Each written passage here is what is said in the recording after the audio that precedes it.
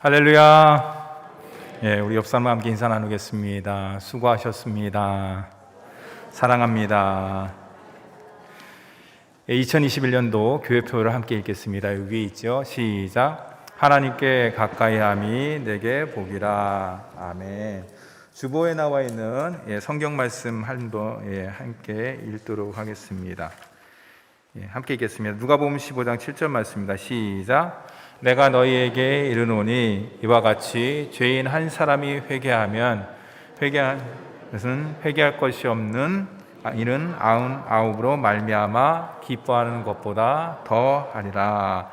아멘. 계속 읽으면 자연스럽게 외워지니까 이런 말씀을 묵상하고 계속 암송하시기 바랍니다. 어떻게 설명절 잘 보내셨어요? 우리 장로님이 기도했듯이 아쉽지요. 그렇죠? 안타깝지요. 5인 이상 집합금지로 인해서 정말로 1년에 몇 번 모이지도 않는데 그것도 허락이 안 돼서 SNS를 통해서 아니면 영상을 통해서 인사를 나눈 줄 믿습니다. 그래도 아무튼 복되게 잘 보내신 것 같습니다. 그래도 우리나라는 감사한 것 같아요. 외국이라든지 그런 때는 새해 한 번만 드리잖아요. 그렇죠? 1월 1일. 근데 우리나라는 구정도 있고 신정도 있고 늘 새해가 되면 새로운 마음을 먹지 않습니까? 그래서 구정에 다시 한번 마음을 다지고 늘 주님과 가까이 하는 저와 여러분이 되기를 주님의 이름으로 축원합니다. 우리 옆 사람과 함께 인사 나누겠습니다. 새해 복 많이 받으세요.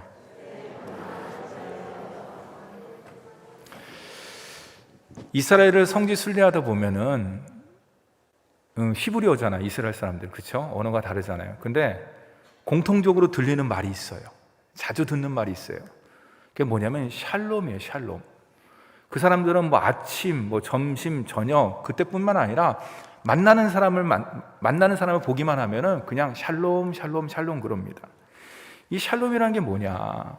바로 하나님의 평강, 하나님의 평안, 하나님의 화평이 당신과 함께하기를 바랍니다라는 어떤 소망이 담긴 인사말이라고 할 수가 있습니다. 왜 그들은 만나는 곳마다 샬롬 샬롬 했을까? 우리가 잘 알다시피 이스라엘의 역사를 보면 알 수 있어요. 이스라엘은 조그마한 나라지만 외세의 침략이 얼마나 많았습니까? 그러니까 그들은 하루하루 생활에 하나님의 평안이 함께하지 않으면 단 하루도 살 수 없다는 것을 본인들이 역사를 통해서 또한 신앙을 통해서 경험을 했기 때문에 늘 만나는 사람마다 샬롬 샬롬 평안이 함께하길 빕니다 라고 인사를 나누는 것 같습니다. 근데 이스라엘뿐만 아니라 우리나라도 마찬가지인 것 같아요. 우리나라 요즘에는 그렇지 않는데 우리 인사할 때는 어떻게 인사합니까? 밤새 안녕히 주무셨습니까? 안녕. 그게 뭡니까? 히브리 말로 이야기하면 샬롬이에요. 밤새 평안하셨습니까? 잠은 잘 주무셨습니까? 건강하게 잘 지내셨습니까? 이런 뜻이라고 할 수가 있는 것이죠. 이처럼 이스라엘만 우리나라뿐만 아니라 이 세상 모든 사람들의 원하는 소망이 뭘까? 인사말을 통해서 우리는 알 수가 있어요.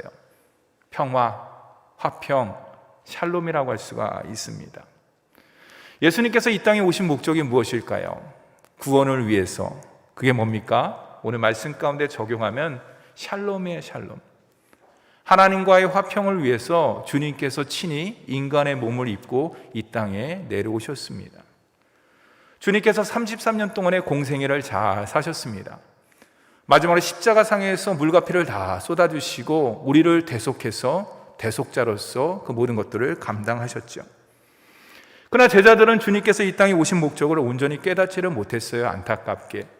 그래서 어떻게 됐습니까? 주님께서 골고다 언덕에서 십자가상에서 돌아가시자 제자들은 자기도 죽을까 봐 무서워서 뿔뿔이 흩어졌습니다. 그리고 그들이 모인 곳이 어디입니까? 마가의 다락방에 모였어요. 근데 문을 활짝 열어놓고 모인 것이 아니라 문을 굳게 잠그고 있어요. 왜 그러냐? 그들의 심령 가운데 두려움이 있었기 때문에. 얼굴에는 두려움이 있었고 그들의 심령 가운데는 슬픔과 절망과 낙심이 가득했기 때문에 그런 것이에요. 그런 상황을 우리 주님께서 아시고 부활하신 주님께서 그들에게 나타나셨습니다. 제자들의 슬픔과 죄책감에 시달리는 제자를 향해서 우리 주님께서 이야기를 하셨어요. 너 왜 그렇게 살았어? 아니에요. 너 왜 날 배반했어? 아니에요. 너 내가 열심히 십자가를 지고 나아가라 그랬는데 너 그 뜻 어겼지? 너 벌 받을 준비되어 있어? 우리 주님께서 그렇게 얘기하지 않았어요. 마음 가운데 낙심과 좌절과 슬픔 가운데 있는 제자들을 향해서 우리 주님께서 가장 큰 구원의 선물을 허락해 주셨어요. 그게 뭐냐? 너희에게 평강이 있을지어다. 이거는 오늘 아까 얘기했듯이 샬롬이에요. 주님께서 제자들을 향해서 샬롬 하면서 주님께서 말씀하신 것이에요. 이것은 주님께서 돌아가셨기 때문에, 오랜만에 제자를 봤기 때문에 의례적이건 형식적인 인사말이 아니었어요. 좌절과 슬픔과 고통 가운데 있는 제자들을 향해서, 죄책감으로 시달리는 제자들을 향해서 내가 왜 주님을 배반했을까?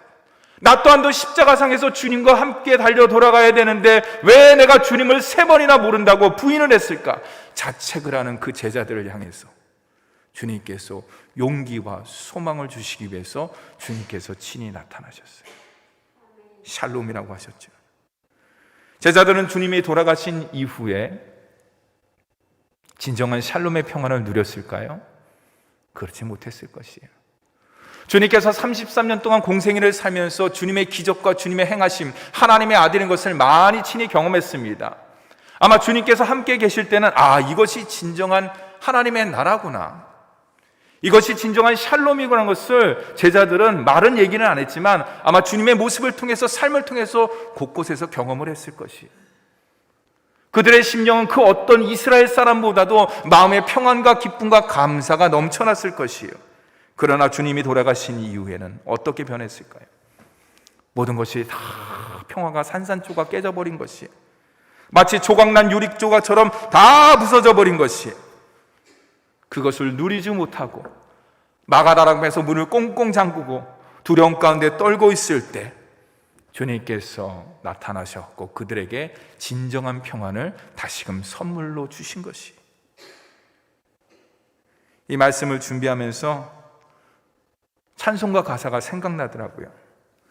여러분 잘 아시는 찬송가입니다. 412장.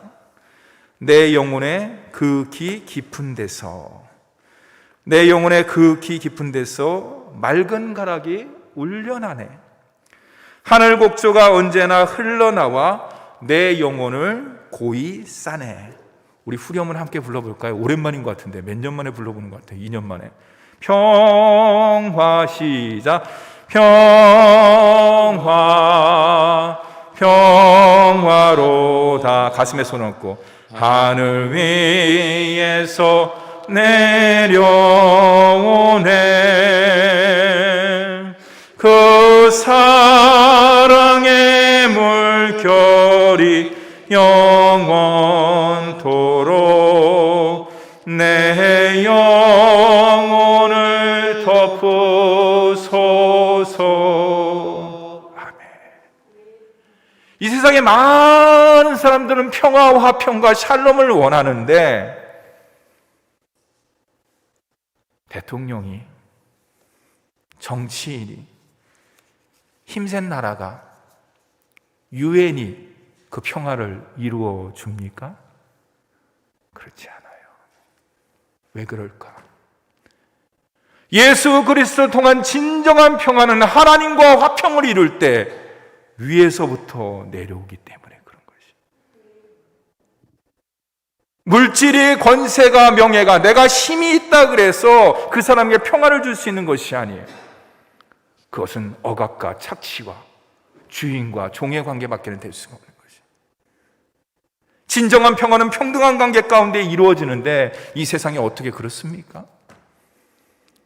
우리 안에 죄악의 덩어리도 똘똘 뭉쳐있기 때문에 내가 조금 잘나면 으쓱합니다. 말은 못하지만. 내가 좋은 집에 살고 좋은 차를 몰면 어떻습니까? 남들의 부러움의 대상이 되겠지라고 어깨가, 목이 빳빳해집니다. 그런 가운데서는 진정한 평안을 나눌 수도 없고 줄 수도 없는 것이죠. 이후에 제자들은 가는 곳곳마다 주님의 평안을 받았기 때문에 복음을 전합니다. 복음이 뭡니까? 구원의 소식이에요. 구원의 소식이 뭡니까? 하나님과 좋은 관계를 이뤘습니다. 예수를 믿으면 하나님과 좋은 관계를 이루고 영생복락을 누린다는 게 구원의 가장 중요한 것이에요. 그 2000년 전에 주님이 제자들에게 허락하신 그 샬롬의 평화가 오늘 코로나를 사는 온 저와 여러분과 이 세상 가운데 충만하게 임하는 줄 믿으시기 바랍니다. 우리 다 같이 9절 말씀을 함께 읽도록 하겠습니다. 시작. 화평하게 하는 자는 복이 있나니 그들이 하나님의 아들이라 일컬음을 받을 것이며. 아멘. 여기서 화평은 아까 얘기했듯이 히브리 말로 샬롬입니다. 샬롬. 이 화평을 다른 말로 이야기한다 그러면은 뭐 여러 가지 말이 있어요. 샬롬, 평화, 평안, 평강, 화목, 이게 다 뭐 화평과 관계된 단어라고 할 수가 있는 것이. 화평은요, 서로와의 관계 가운데 하나됨이에요. 하나됨. 너와 나의 관계 가운데 하나됨이라. 아까 얘기했듯이 갈등 관계가 있으면 안 돼요. 높고 낮고 그런 관계가 있으면 안 되는 것이에요. 그 모든 것들을 초월한 하나됨이 바로 화평이라는 진정한 의미라고 할 수가 있는 것이에요. 그런 화평, 샬롬의 반대말은 무엇일까? 여러분 잘 아시죠? 다툼, 시기, 갈등, 분쟁, 싸움, 더 크게 얘기하면 전쟁, 이럴 수 있는 것이. 화평, 샬롬은 단순한 갈등이 없는 상태가 아니에요, 여러분들. 싸움을 하지 않는 그 상태가 아니에요. 더 심오한, 더 깊은 뜻을 가진 단어가 바로 샬롬, 화평이라는 것이라고 할 수 있어요. 어떤 이는 화평과 샬롬을 이렇게 정의하고 있습니다. 모든 삶의 영역에서 온전한 상태다. 여러분 잘 이해하셔야 돼요. 모든 삶의 영역, 가정, 직장, 삶, 내가 가는 모든 삶의 영역에서 온전한 상태, 완전한 상태가 바로 화평이라는 것이에요. 그게 말처럼 쉽습니까? 그렇지 않아요. 쉽지가 않아요. 즉 화평은요, 하나님과의 관계 가운데 누리는 온전함, 완전함, 평안함이라고 이야기를 할 수가 있는 것이. 그러면 누구와 갈등, 싸움이 없다는 뜻일까? 그 대상에 따라서 화평의 네 가지 차원을 이야기할 수 있어요. 화평의 네 가지 차원, 샬롬을. 그 대상에 따라서. 첫째는 하나님과의 화평. 둘째는 뭐냐? 내 자신과의 화평. 셋째는 뭐냐? 내 주위에 있는 사람과의 화평. 그게 자식이 됐던, 아내가 됐던, 이웃이 됐던 화평. 더 넓게 이야기해서 모든 피조물과 모든 자연과의 화평이라고 할 수가 있는 것이에요. 태초에 하나님께서 천지를 아름답게 창조하셨습니다. 창세기 1장 1절 말씀, 너무나 중요한 말씀. 창세기 2장과 3장을 통해서 우리에게 증거하는 것이 있어요. 창세기 3장에 가면 에덴 동산에서 하나님께서 에덴 동산을 만드시고 아담과 하와와 좋은 관계를 이뤘는데 그 모든 관계가 다 깨져버렸어요. 하나님과 아담과 하나님과 하와와 그 화평의 관계가 깨져버렸던 것이에요. 그 장면이 창세기 3장이에요. 아까 앞에서 얘기했듯이 하나님의 형상대로 지음받은 아담은 하나님과 늘 행복하게 살도록 지음받았어요. 근데 그것을 시기하는 존재가 있었습니다. 성경에는 뱀이라고 이야기하고 사탄과 마귀와 어둠의 세력들이라고 할 수가 있는 것입니다. 아담과 하와의 마음 가운데 틈이 생기자 그 틈을 비집고 들어왔습니다. 그 틈 가운데 하나님과 그 사이에 의심을 갖다 불어넣습니다. 아담과 하와가 어떻게 됩니까? 결국에는 선악과를 따먹습니다. 말씀에 불순종합니다. 말씀에 불순종하자마자 그 심령 가운데, 그 삶 가운데 죄악이 들어오기 시작하는 것이죠. 아담과 하와가 단순히 열매를 하나를 먹었는데 그 결과는 마치 도미노처럼 연쇄 반응이 계속 일어나는 것이에요. 그 연쇄 반응이 뭐냐? 첫째, 하나님과 화평해야 되는데 하나님과의 관계가 깨져버린 것이에요. 화평하지 않은 것이에요. 하나님께서 아담을 찾자 아담이 어떻게 했습니까? 여러분, 예, 제가 여기 있습니다라고 당당하게 나아가지 못했어요. 동산나무 그늘에 숨어버렸습니다. 왜 그렇습니까? 하나님의 관계가 깨졌기 때문에, 화평이 깨졌기 때문에 숨어버린 것이. 아담과 하와가 벗었습니다. 몸을 벗었습니다. 그 전까지는 죄가 들어오기 전에 부끄러움을 누치지 못했어요. 수치심이 없었어요. 그러나 선악과를 따먹음으로 말면 죄가 그 심령 가운데 들어오면 알면서 아담과 하와가 어떻게 했습니까? 자기의 몸을 보고 수치심을 느꼈어요. 부끄러움을 느꼈다는 것이에요. 이것이 무슨 말인가? 자기 자신을 미워하게 되었다는 것이에요. 자기의 인생을 원망하기 시작하는 것이에요. 이게 바로 자기 자신의 화평이 깨진 상태라고 할 수가 있는 것이에요. 세 번째, 하나님께서 아담에 나타나십니다. 아담아, 아담아, 너가 왜 이런 일을 행했니? 왜 이런 일이 일어났니? 라고 묻자 아담이 회개하는 마음으로, 주님 죄송합니다. 제가 연약해서, 제가 믿음이 없어서, 부족해서 이런 결과가 났습니다. 그렇게 대답하면 얼마나 좋아요. 근데 여러분, 창세기 3장을 자세히 읽어보시기 바랍니다. 그 뉘앙스나 그 분위기는 그렇지 않아요. 하나님께 마치 반항하듯이, 하나님께 마치 따르듯이 이야기를 합니다. 다 같이 창세기 3장 12절 말씀을 읽겠습니다. 시작. 아담이 이르되 하나님이 주셔서 나와 함께 있게 하신 여자 그가 그 나무 열매를 내게 주므로 내가 먹었나이다. 네. 밑줄을 제가 쫙 쳤는데 잠깐 띄워주시기 바랍니다. 하나님이 주셨다. 뭘요? 하와를. 나와 함께 하신 여자 그가. 느낌이 어떻습니까? 그 이전의 느낌과 다르지 않습니까? 그 이전에 아담이 하와를 봤을 때 어떤 느낌입니까? 이는 내 뼈 중에 뼈요 살 중에 살이라고 너무나 기뻤어요. 자기의 반쪽이라는 것이에요. 그렇지요. 아내입니다. 배우자입니다. 돕는 배필이었습니다. 너무나 소중한 사람이었습니다. 그러나 오늘 말씀 가운데 창세기 3장 12절은 뭐예요? 당신이 주셔서 내가 범죄하지 않아도 되는데 당신이 하와를 주셔갖고 내가 범죄했습니다. 책임 전가를 합니다. 그리고 이는 내 뼈 중에 뼈, 살 중에 살이는 하와를 이야기하는데 뭐라고 얘기합니까? 나와 함께 있는 여자 그가 라는 것이 거리감이 너무 멀어요. 그 이전까지의 모습과는 너무나 다른 것이. 사람과 사람, 아담과 하와, 사람과 사람의 관계가 다 깨져버렸어요. 평화가 깨져버렸어요. 거기서 끝납니까? 아니에요. 하나님과의 관계가 깨지고 아담과 하와의 관계가 깨지고 사람과의 관계가 깨짐으로 말미암아서 그 결과는 뭐냐? 자연이 저주를 받습니다. 하나님께서 뱀을 저주합니다. 너는 평생토록 기어다닐 것이다. 흙을 먹을 것이다. 하와에게 이야기합니다. 해산의 고통을 너에게 더할 것이다. 아담에게 이야기합니다. 네가 땀을 흘리고 수고해야만 소득 결실을 먹을 것이다 라고 이야기를 합니다. 그것만 있습니까? 주님께서 온 피조물을 다스리라고 이야기했는데, 생육하고 번성하고 경작하라고 이야기했는데 자연이 어떻습니까? 가시와 엉겅퀴를 낼 것이다 라는 것이에요. 너무나 안타까운 모습이라고 할 수가 있는 것이에요. 시기와 질투와 분쟁과 싸움은 샬롬과 화평과 평안에 깨진 상태라고 할 수가 있는 것이. 성경은 이야기합니다. 모든 인간의 고통의 시작은 어디로부터 시작됐을까? 성경은 말합니다. 하나님과의 관계의 깨짐, 사람과의 관계의 깨짐, 피조물과의 모든 샬롬과 평안이 깨짐으로 말미암아서 이 모든 고통은 시작되었다라는 것이에요. 사랑하는 성도 여러분, 왜 우리에게 화평이 필요할까? 화평이 주는 약속은 과연 무엇일까? 제가 9절의 밑줄을 쫙 쳤습니다. 한번 띄워주시죠. 화평케 하는 자는 하나님의 아들이라 일컬음을 받는다는 것이에요. 하나님의 아들이라 일컬음을 받는다. 여기서 일컬음을 받는다는 것은요, 무슨 말이냐? 사람에게 인정받는다는 것이 아니에요. 눈에 보이지 않는 하나님께 인정받는다.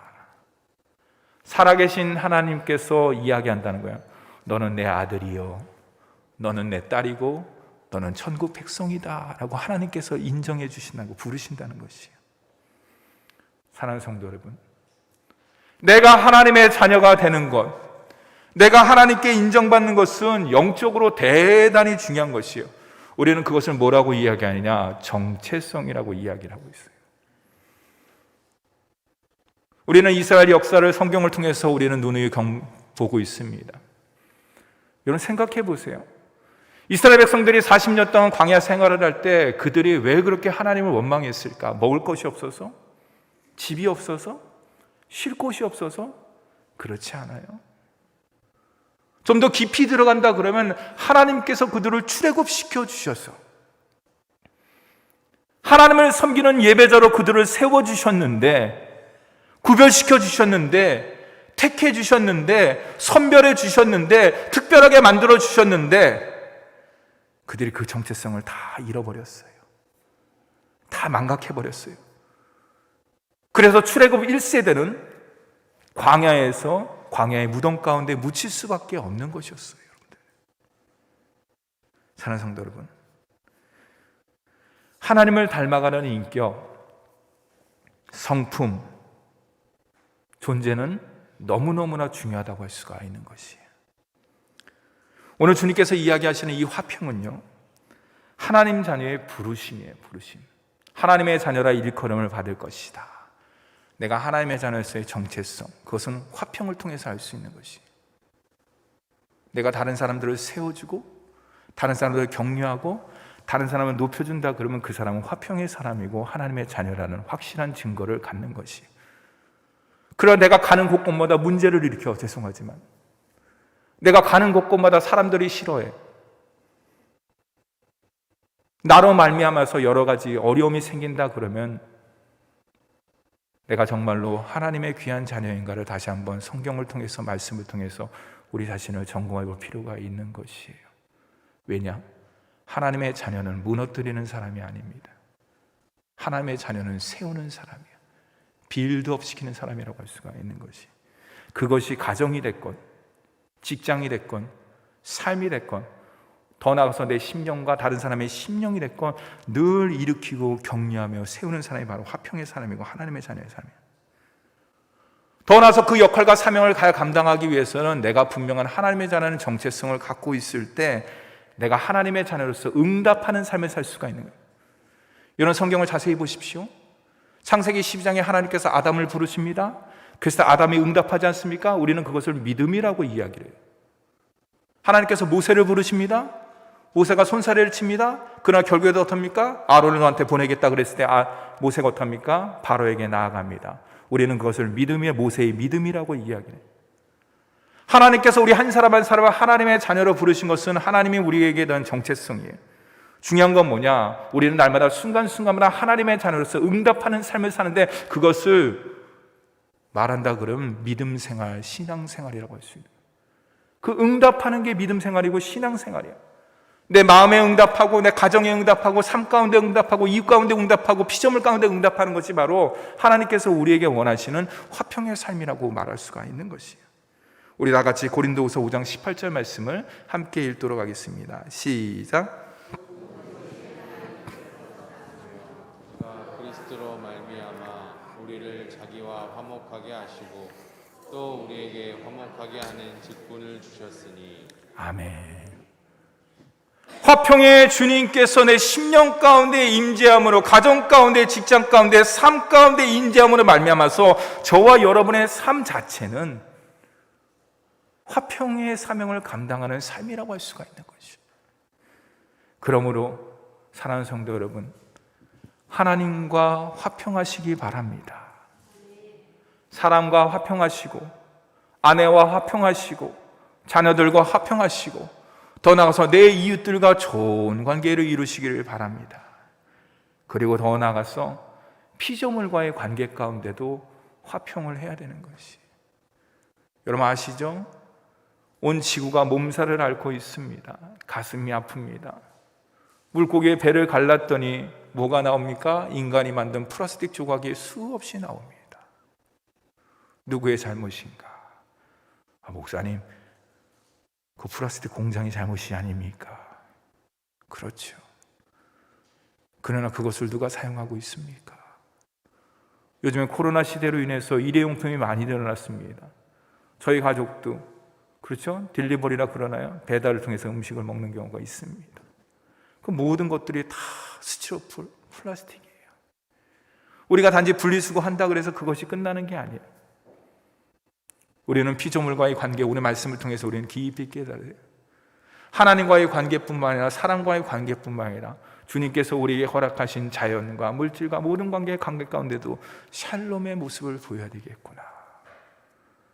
대통령이 할 수 있습니까? 아니에요. 정치인이요? 이해 집단이요?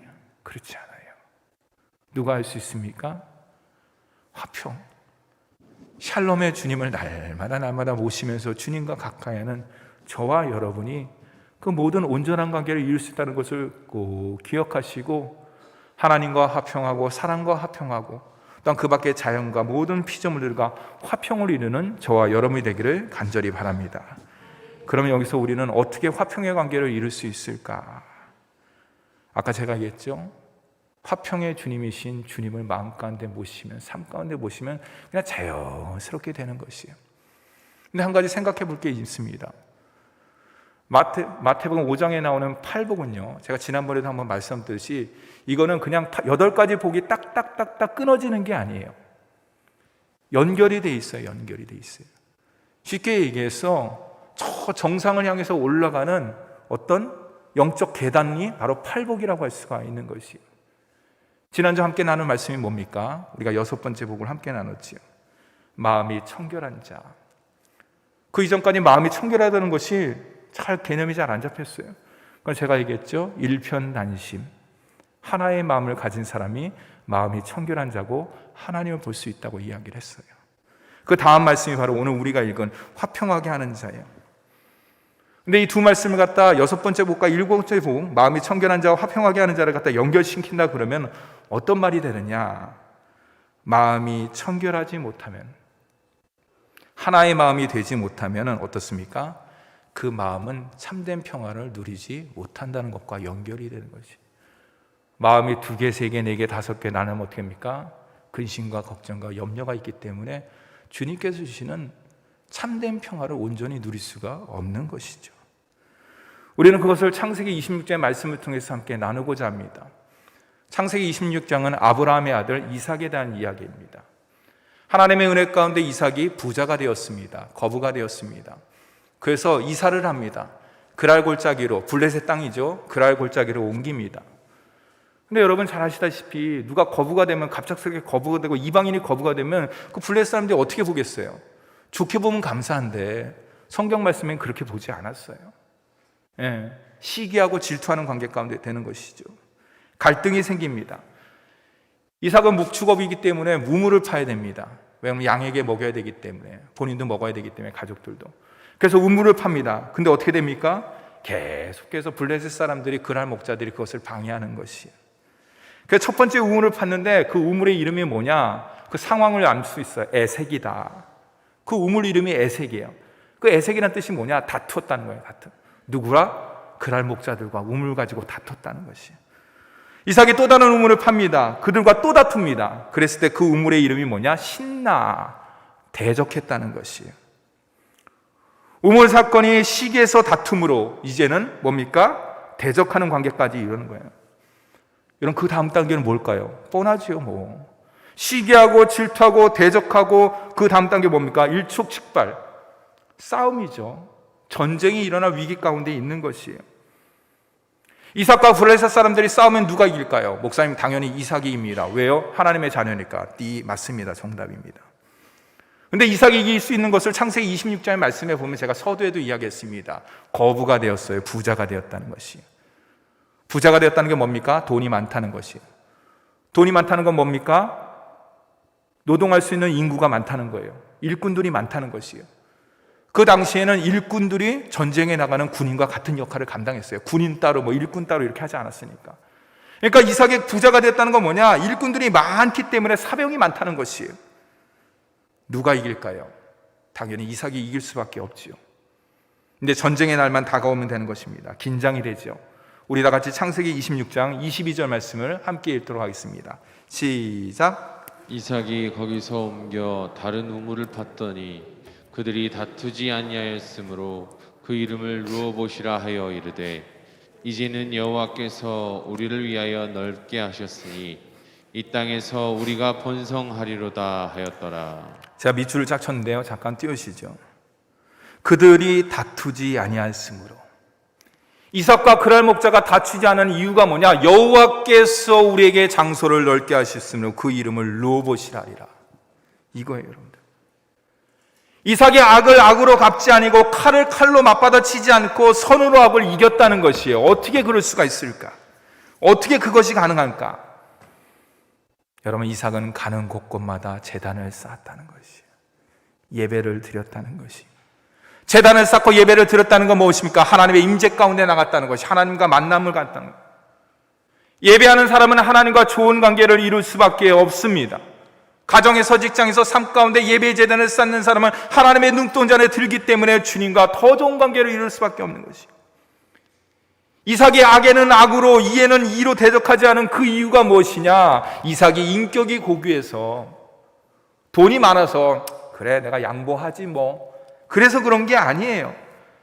경험이 있어서 능력이 출중해서 그런 것이 아니라 가는 곳곳마다 제단을 쌓고 가는 곳곳마다 하나님을 가까이 했기 때문에 그 인격이 하나님을 닮아가는 인격으로 화했기 때문에. 여러분, 오늘 말씀 가운데 그러면 적용을 해볼까요? 어떻게 해야 될까요? 화평의 주님 되시는 주님을 마음 가운데 늘 모셔야 되는 것이. 마음 가운데 늘 모신다는 것이 무엇입니까? 제 능력 가지고는 안 됩니다. 주님의 보혈의 능력만이 필요합니다. 성령의 은혜만이 나를 새롭게 할 수 있고 새 사람으로 변화시킬 수 있습니다라는 그런 믿음을 갖고 나아갈 때 그 사람은 하나님과 가까이 할 수 있고 하나님께 인정받고 하나님의 자녀라는 인정을 받고 세상의 많은 사람들에게 화평을 전하는 자리로 나아갈 수가 있는 것이에요. 사랑하는 성도 여러분, 코로나가 우리를 힘들게 하는 게 아니에요. 물론 그것 중에서 물질이라든지 관계나 여러 가지 힘들 수 있습니다. 그러나 내가 코로나 때문에 하나님과의 관계가 어긋났다 그러면, 코로나를 핑계로 내가 하나님과 관계가 느슨해졌다 그러면 사실은 그것이 우리의 더 큰 문제가 될 수가 있는 것이에요. 물질의 문제가 아니에요. 관계의 문제가 아니에요. 물질은 내가 건강하면 하나님께서 허락해 주시면 또 받을 수가 있는 것이. 그러나 하나님과 관계는 회복하기가 쉽지가 않아요. 우리가 무릎 꿇고 하나님 앞에 용서를 구하면 되는데 저 자신도 어리석기 때문에, 그렇지 못하기 때문에 하나님 앞에 나가다가도 머리 굴리고, 하나님 앞에 나가라 그럴 때도 잔머리 굴리고 이 생각하고 저 생각하기 때문에 하나님 앞에 나가는 것이 쉽지가 않아요. 사는 성도 여러분, 코로나가 저와 여러분에게는 기회입니다. 우리 장로님이 기도했듯이 영적인 기회를 잘 선용하시기 바랍니다. 코로나로 해서 비대면하지만은 오히려 더 감사해요. 제가 교회에서 집까지 5분 거리입니다. 근데 제가 스마트폰을 들고서 제가 하는 게 있어요. 5분이면 너무 짧잖아요. 운동 삼아서 여기서부터 천변리로 쭉 돌아요. 그래서 우리 집까지 걸면 25분 걸려요. 한 바퀴 도는데. 제가 아침에도 집에서 나갈 때도 25분, 밥 먹을 때도 25분, 저녁에 갈 때도 25분, 거의 10,000보 이상을 걷게 되는 것이에요. 근데 너무나 감사한 것은, 문명의 이 길을, 과학의 이 길을 누리는지 모르겠지만 너무나 감사한 것은 요즘에 말씀 앱을 갖다 탁 틀면은 아름다운 목소리의 아나운서 그 권사님이 말씀을 갖다 읽어줘요. 창세기서부터 쭉 읽어줍니다. 드라마 바이블이라는 것도 앱도 있습니다. 파도 소리도 들립니다. 예수님의 목소리 들리고 성과 이야기해 줍니다. 얼마나 감사한지. 그 25분 동안 걸을 때는 아이고 내가 언제까지 교회를 가냐, 이거 운동 삼아서 하는데 너무나 힘들다.